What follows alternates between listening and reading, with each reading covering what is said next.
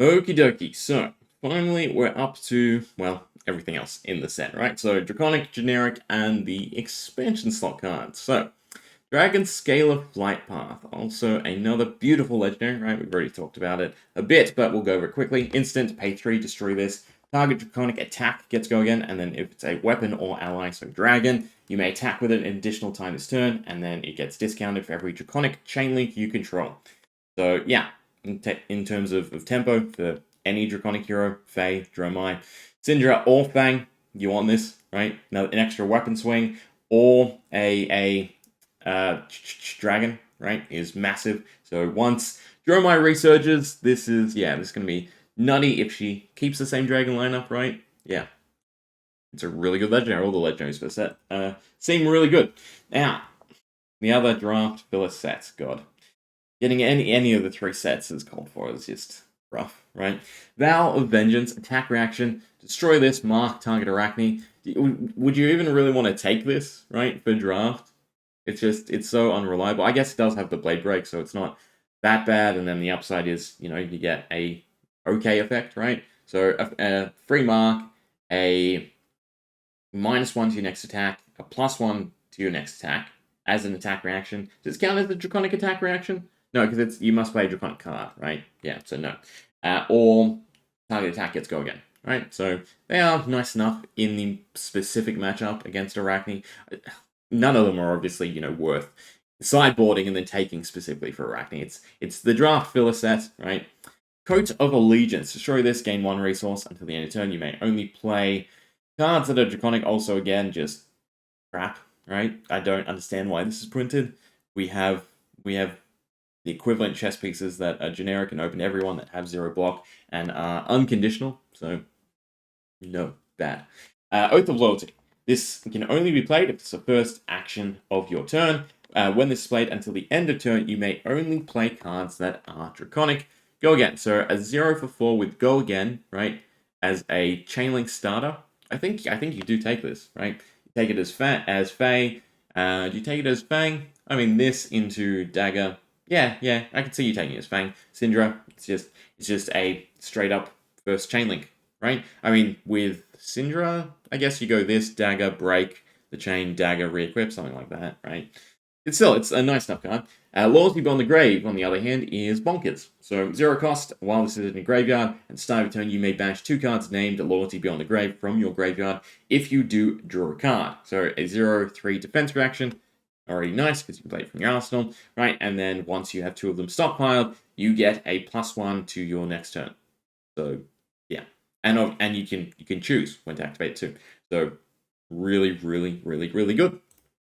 Compounding Anger. Costs 1 less for each Draconic Chainlink. So a potential 0 for 5. So decent stat line. Doesn't have go again though. Right, but you can still throw it in at the end. The main consideration for a lot of these would be to take them with Fang, right? As, just every now and then to have an additional attack to set up the Chainlinks to maybe do your daggers a little bit later. But in saying that, they don't have go again. These do have go again though. So Hunt to end to the ends of Rathe, 0 cost. When this attacks Arakni, mark them, and then if this is attacking marked hero, this gets +2 and go again. So 0 for 4 with go again, right? That's marked.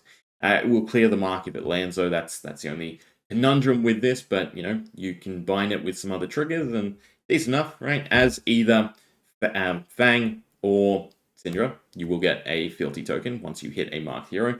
So it is nice. I kind of wish it just wasn't Arakni, right? Granted, it works on any Arakni, but, if it was open-ended, I think it'd be a really good card. March of Loyalty. If you create a fealty token this turn, this gets go again. So again, 0 for 4 with go again. Stock standard, nice card, right? We see plays Headlong, right? And how much that's been included in Draconic decks. So yeah, as long as fealty is easy enough to generate, good card. Bubble to the Surface. Very, very interesting. This costs 1 less to play for each Draconic Chainlink you control. Reveal cards from the top of your deck until you revealed a red card. Banish it, and you may play it this turn. Shuffle. So, find a card. So, it's a minus to your deck. You can, if you play it on your opponent's turn, you're out of luck, though. I mean, the other way to think of it is prevention, in a sense, right? You can use this to minus a card from your hand, since we are getting a lot more card stealy, yoink, put this on the chain type mechanics aside from just intimidate. So, it has some applicable, and it could have some future use, right? To swap out a card from your hand by way of bubble to the surface to something else. Cost 1 less per Draconic Chainlink, so... No, what am I saying? I like it for its combo potential. Taking specific red cards to find, right? And then going with a yellow-blue deck. Could be interesting. It's an interesting enough mechanic. We'll leave it at that. It's a very interesting mechanic. Drop with the Dragon Blood, fantastic, right? Cost 1 less for each Draconic Chainlink you control. So as long as you have 2 Chainlinks, this is a just game 1 resource, right? Which is definitely usable as either Cindra or Fang, since your cost basis is so low. Rake over the Coals, Draconic attacks get +1 this turn, right? So weapons or normal attacks. Cindra, great, right? Yeah, just with every swing, it's +1. You definitely probably want to go for your 4 swings that turn if you can break your daggers well enough. So, yeah. Well, actually, because it's instant, and it's not like Spreading Flame that has to be on the current chain link, right? You can use this, you can break the chain yourself, go into your other Draconic attacks, re-equip your daggers, and then swing with them. So you have enough resources. Yeah. Yeah, Regular Calls is nice. Blade's Headlong is, of course, a reprint. I don't think I really like the Fealty generation. I wish they were lower stat line and go again, right? I think that would feel a nice niche in Fang and Cindra. But, yeah. I mean, maybe Faye or Droma really wants Fealty generation. Otherwise, yeah, not needed. Marking is good enough to then get Fealty through the basic effects of Cindra and Fang. Hunt for the Hunter. When this attacks hero, if you played another red card this turn, mark them. So unconditional mark is what we do like, right? Smoke Out. When this defends a red card, mark the attacking hero. 0 for 4 feels like it should be, right? With that conditional effect. I think that would make it really, really nice. But at a 0 for 3, I don't know if it's really necessary. Blessing of Vinsaraka. At the start of your turn, destroy this. Then the next attack this turn is Draconic. So weapon included, interestingly, right? Keep that in mind. Yeah, and then just a +3. So yeah, I do think this is a nice dot connector. Pledge Fealty as 0 cost instant to just create a Fealty token. In a pinch, you can use this to maintain your Fealty tokens, right? Because you trade one and play your Draconic card. But I think for Fang, it's risky enough to take sometimes, right? Just as a jump start to your Fealty, or if you ever lose your Fealty to, again, getting up to 3. But yeah, otherwise it's still a nice card for combos when you need Fealty in a pinch. Proclaim, draft card, right? Mark target opposing hero is okay. And then if it's Arakni, it becomes really good, right? As a 0 cost, gain a resource and mark. Tooth of the Dragon. The next Draconic attack this turn gets +3 as an instant, so you can still play it, right? As the dagger reaction step for Fang, and it satisfies the dagger requirement, and then you're offsetting your attack reaction buff to your next weapon, which is still okay. Fealty, and we've already gone over the Assassin cards. Oh, it goes to Draconic Assassin. We are up to generic, right? So quick dodge flexes. I think these are the best legendary in the set by far, and everyone is going to love them, right? So defense reaction, pay 1, add this to the active chain link as a defending card. It has 2 base defense, this chain link, right? At the beginning of the end phase, if this is defended this turn, destroy it. So it is spammable, right? You can use it on every chain link that gets presented, but not repeatedly on the same chain link, right? Really nice card. And the leg slot for a lot of classes is sorely needed as something super defensive, because sometimes you just don't need to go again. Either you're going big and you don't need go again, or you're a class that goes go again and you don't really need the additional go again, right? So yeah, quick dodge flexes to me is by far the best legendary in the set. Our generic draft equipment, it's guard well, so that's kind of cool, right? You can block with it and then use it to block a weapon attack additionally. But, again, it's just there for draft, right? I think it is actually really nice for draft. Again, block something, block a weapon. Though if you do block a weapon because of guard well, no, sorry, when the combat chain closes, if it's divided, put a -1 counter on it. Plus, what am I saying? No, no. First mentality is right? You block an attack, it's at 1, guard well puts it -1, so it's at 0, doesn't get destroyed, and then you can defend a weapon because it'll go up to 1, right? Yeah. Bunker Beard, though, very interesting. Defense reaction, destroy this. You may add an action card from your arsenal to the active chain link as a defending card. So, this is actually kind of interesting because I feel like this is very, very strong, right? Because you can then stockpile an attack action, and then if your opponent goes to disrupt it or break it, you have a convert it to block on board. And that seems kind of really nice, right? Yeah. Rotten Remains. When this attacks, you may banish a card with 1 power from each hero's graveyard, so you have to hit you and your opponent. In UPF, unfortunately, you can't tag team and set this up. You have to hit every hero. If you do, this gets +1 and then repeat this process. So potentially it could go huge, but most likely it's not really landing that often, right? I can see this reasonably getting to like a 3 or a 4 or a 5, but nothing substantial where I feel like it should be taken. Shelter from the Storm, however. 0 cost, instant, discard this. The next 3 times you'll be dealt damage this turn, prevent 1 of that damage. So 1 damage over 3 different sources, right? And then generic defense reaction, so 0 for 4, already decent enough. And then, of course, that's discard mechanic if you need smaller block. So yeah, very versatile. Definitely going to be utilized here and there, right? Dual threats, 0 cost. If you've attacked with a weapon this turn, next attack action card you play gets +3, and then if you attack with attack action this turn, next weapon attack this turn gets +3. So obviously you can attack action, weapon, play this, and then go back into a weapon and attack reaction. So yeah, a 0 +6. Building around this, I think it's definitely functional. I like it for warrior. Again, once we start swapping in some attacks, right, to go along with the weapons. So I do really like dual threat. Pursue to the Edge of Oblivion. When this hits a hero, mark them. I kind of wish it was just the unconditional when this attacks, but still nice enough to have mark in the generic spot. Unlike Wager and Gold, it does seem like mark is definitely more applicable with the packets of cards that we've gotten for Assassin, Warrior, and Ninja. Sound the Alarm. When this attacks hero, they reveal their hand. If it's an attack reaction card is revealed this way, you may search your deck for a defense reaction card, reveal it, and then put it on top. Right? So yeah, kind of weird to me, in all honesty. So you guarantee that you will have a defense reaction card for your opponent's next turn, right? Which is nice enough. It doesn't guarantee that you'll be able to slot into the arsenal. It's also, you can't guarantee that they have an attack reaction card. If that clause was a bit more flexible, I think I'd really like it. But still, in a defensive matchup need, it does come in a pinch, right? I just don't know if it's worth obviously having in your sideboard. If you're deck teching around the current meta, right, then I can see its value. But if you're sort of more open-ended, trying to just go into a bad matchup and then having X cards for X heroes, it becomes a little bit more lower tier than what you probably want to take. Yeah, did I explain that well enough? Imperial Seal of Command. Your command and conquer for a turn. Action. Destroy this. Defense reaction cards can't be played for the turn, right? So it's not even on the chain link, on the chain, which is fantastic, right? Just shut down defense reactions for the entire turn. And then if you're royal, the next time you hit a hero this turn, destroy all cards in their arsenal. So again, unlike Command and Conquer, every attack now pressures to destroy the card in their arsenal, right? So yeah, Imperial Seal is interesting. I think it's still way too slow though, right? If it had go again and startup lag, right? Some sickness, then sure. But as it is, I can't see it being worth playing, even though it is a really substantial effect. Items just need a little bit more oomph to get them out on the board.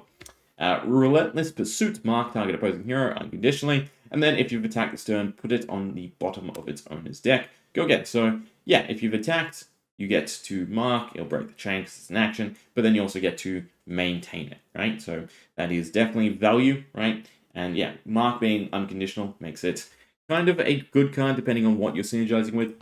Calming Breeze. The next 3 times will be dealt damage this turn. Prevent 1 of that damage. So basically the instant effect of Shelter of the Storm. So nice enough again in the right matchup. Tip off, instant discard this mark target opposing hero. So 1 for 5, normal stat line, but then the flexibility of being able to use it to mark. I kind of like it just for the instant mechanic, right? You can take it in Brute, but Brute has no mark synergy, right? Maybe I should look into that as well with KO, if there's anything you can do excitingly with marked.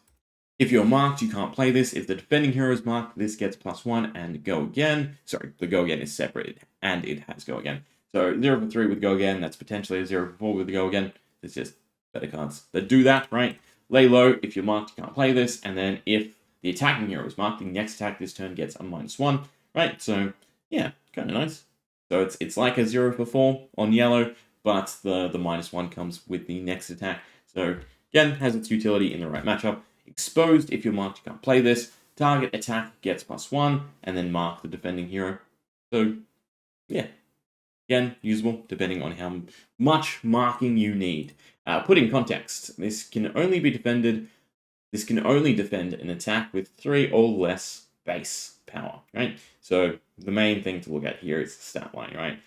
0 blue defense reaction, that's 3 block, is definitely nice, right? And we are in a matchup where the attacks do have a very, very low base, right? So yeah, again, nice enough.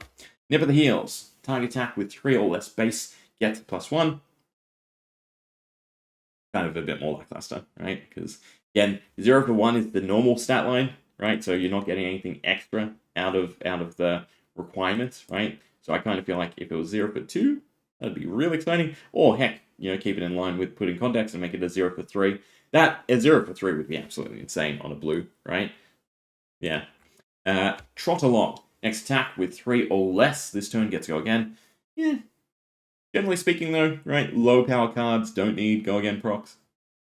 But, matches come to mind. Yeah, it could be interesting enough. I don't think that's that great. Public Bounty. Mark the target opposing hero. Next time you attack a marked hero this turn, this gets +3, right? The attack gets +3, is what I mean to say. If it wasn't 1 cost, I'd like it, right? And then the expansion slot cards.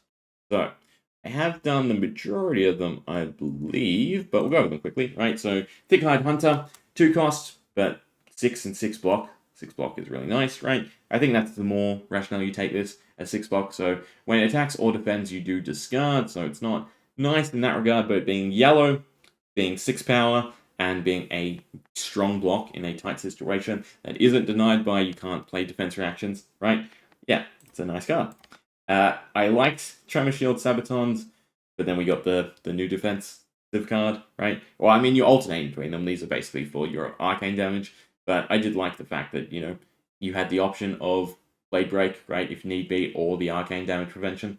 But still, 2 arcane damage prevention, one if you have the Seismic Surge, is still decent enough. Rolling Fissure, destroy an aura with X cost or less, then you may destroy a Seismic Surge and repeat the process.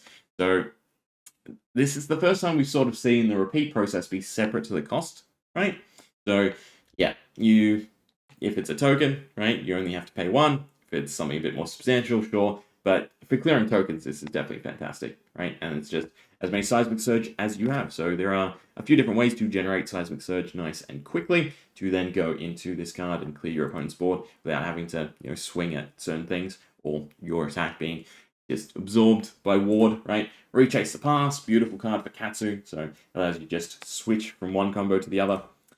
Misfire Dampeners. Instant destroy this, prevent the next 1 arcane damage that would be dealt. If you've boosted this turn, instead prevent the next 2. And again, split block, right? So you have your arcane support and you have Blade Break. We're seeing a lot more of these cards too, which sort of tells me that sideboarding is becoming sort of an issue, and we kind of need more cards sideboard, or obviously effects like this. There you go. I can either be strong against arcane and have a reusable effect, a good blocking card, or something that's split. Null Time Zone. 0 cost crank. This enters the arena with 2 steam counters. At the start of your turn, destroy this unless you remove a steam counter. Normal mechanic. So 2 steam counters. If you crank it, 1 steam counter. So it'll last for 1 turn. When this enters the arena, name a card. The name card cannot be played, pitched from hand while this is in the arena. So it can still be played from Arsenal, but as long as you know the matchup, there's definitely a nice shutdown that could last 2 turns. Right? Especially because you most likely are stopping them doing something to you, right? Rather than blocking. So you set this up last new turn, you don't have to use the crank, you get 2 rounds of preventing a specific card, right? I wish it jammed the Arsenal. That would be super impactful if it jammed the Arsenal. Enchanted Quiver, now damage utility for the Quiver slot, which is definitely really good. So I feel like we're going to get more Arcane soon enough, right? Because I don't think Rosetta was enough oomph to require all this, but yeah, interesting. Chain Reaction, fantastic card. When this defense and attack would go again, you may turn a non-attack action card in your arsenal, so a non-attack action card, right, in your arsenal face up. Yeah, so not instance, just non-attack action card. So 3 of a kind is what I always picture this with, right? If you do, you may play it this turn as though it were instant. So basically, as long as it's not, a buff for this turn, a buff for an arrow, you can get real good utility out of Chain Reaction. Again, 3 of a kind is what comes to mind, because you get the draw, but you don't get the penalty. Douse in Rune Blood. When this attacks, create rune chant tokens equal to the number of non-attack action cards you've played this turn. If 3 or more rune chant tokens are created, this gets go again. So 1 for 4 that generates rune chant tokens and potentially has go again, as long as you have played. Yeah, as long as you have played 3 rune chant tokens or 2 as Florian, or maybe a bit less if you have generate. If you have a generate effect, because Florian's is instead create that many, so does that still count as the card, right? I think it does, yeah. But then the other ones would be they are generated by the card that gives the effect. Am I making sense? Hopefully I'm making sense. But still, obviously nice. All the expansion slot cards, right, for the past couple sets have been really impactful, and probably a lot more thought has kind of gone into them, it feels, than the entire set. Obviously, if we had, a more condensed set, right? I'd equate them. How am I trying to say this? These are equivalent to slightly better than the Majestic cards, yeah? Right? They all do exactly what the class currently needs, which is the whole purpose of the expansion slot. Spurlocked. Sad. I kind of wish it wasn't Chaos, but, it is a strong and kind of confusing card, so I think we'll leave that be. Ring Roses. Legendary Variance Specialization. First time you deal arcane damage, each turn gain 1. Obviously, if this was a 3 of, it would be insane, right? But, still, get this out, and you're just coasting on its value, right? Warcry of Themis. Next angel attack this turn gets +4. That is huge. Go again, instant. Discard this, banish X cards from your soul. Turn X target cards in banished zone face down. In a banished zone. So, new? Is it just for new, right? To shut down new overall? Trying to think who else. I mean, you can shut a Runeblade, right? Shut them down. Yeah. The fact that it's instant, right? So as long as you keep some cards floating in your soul, you just use this, and yeah, you impede your turn, or you get a hefty buff for yellow. Warcry of Belina. Target Radiant gets +2, and then the versatility of its reflection effect, right? And that does trigger before your opponent's attack resolves, so if they're hitting you with lethal, and it's also lethal to them, as long as you have enough cards in your soul, it wins. It wins the game, right? And it can't be prevented, yeah, so they really do have to watch out for this, right? But obviously the caveat is it can only be against weapon swings. Call. You may play this from your back zone. Each hero who has lost life this turn may play this as though instant if a... God, it's getting long, right? Because I'm doing all these back-to-back. If a hero has lost life this turn, you may play this as though it were instant, right? So them in conjunction is what you really want. And then each hero banishes a card from their hand. So you playing this instant speed from your banish zone is equivalent to playing it from your hand and not having to discard. So, yeah, great card. Command and Conquer, Legendary Reprint. I think some of the pull rates are coming out, right? So, overall, this is going to do nothing to free up the history pack or the lower variants of Command and Conquer, right? It's just another chase version, and I think that is the wrong way to handle, much needed reprints, unfortunately, right? Because it just doesn't seem like they've factored in playsets, right? Equipment, when it gets reprinted, by way of Tunic, for instance, you only need one of it, and you only need one of it forever. Command and Conquer, you want 3 of it, right? So, yeah, unfortunate. And then the Marvels are the Arakni set. So I like that it slipped through the cracks, although I feel like he could have been a promo and something, right? Considering we're getting all the other variants were promos and something, yeah. Solitary Confinement, meh. And then Base Arakni, it's also kind of meh. Dromite would have been huge. Yeah. Anyway, there we go. Full set reviewed. Hopefully I have not missed a card. Hope you enjoyed. Yeah.